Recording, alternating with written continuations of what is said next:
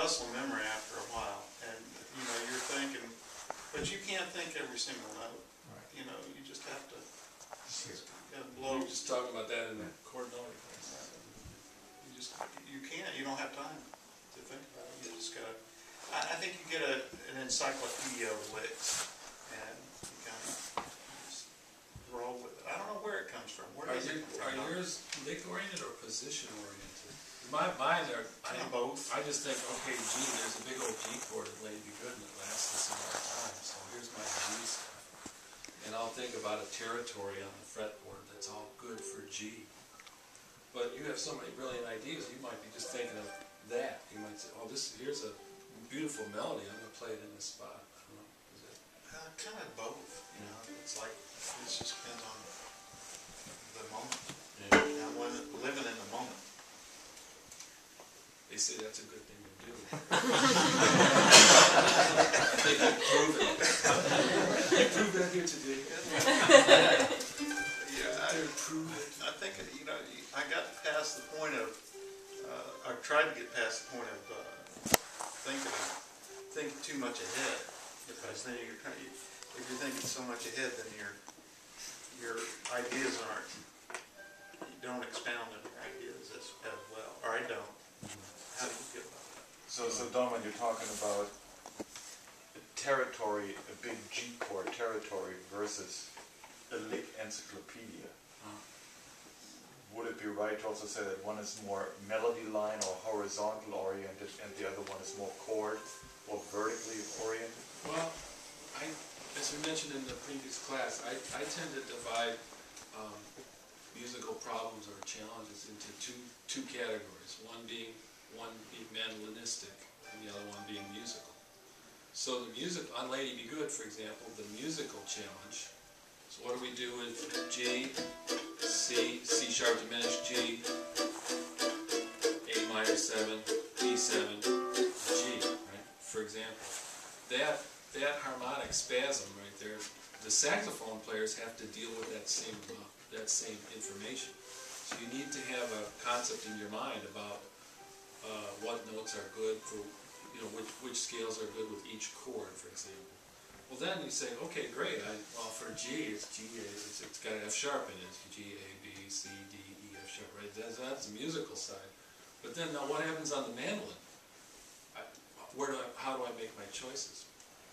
So what I do, and I think I might have a sheet to hand you about this, is I call it knowing where everything is on the mandolin, where you look at arpeggios and scales, but then you think about the impact of each specific note. Is this okay? Can I do this? Yeah. I'm running here too. So, like, for instance, I'll try to. The first thing you want to do is find a major arpeggio, right? And then we want to vary it note by note. The next one would be a major 7 arpeggio. Next one would be a dominant 7 or flatted 7.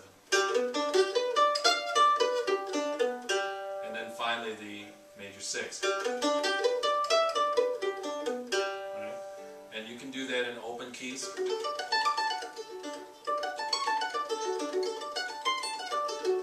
Okay, so now you're ready to respond when the chord has a major 3rd in it.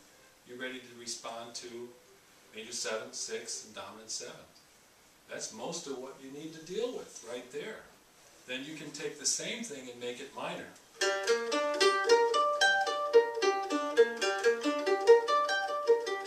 With the major 7.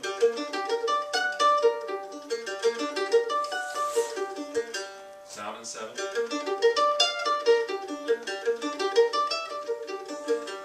And 6 for the gypsy guys.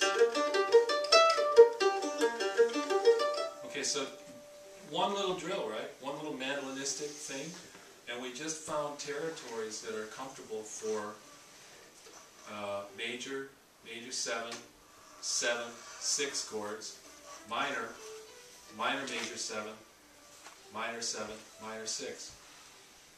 There's really not much else. No, I mean, there's augmented diminished chords. I don't mean to oversimplify it, but I've just dialed in on the mandolin a good number of the harmonic situations that we're gonna need to deal with. So, I have a little trouble connecting the arpeggios that you just talked about and doing what you just did with. oh, I got This is another, a- well, maybe this will help. I had another thing I wanted to show you about that. Let me just Sure. a little bit more. Is it the tonal relationships that you hear that when you're going into a melody you can just start listening to that because you're familiar with them?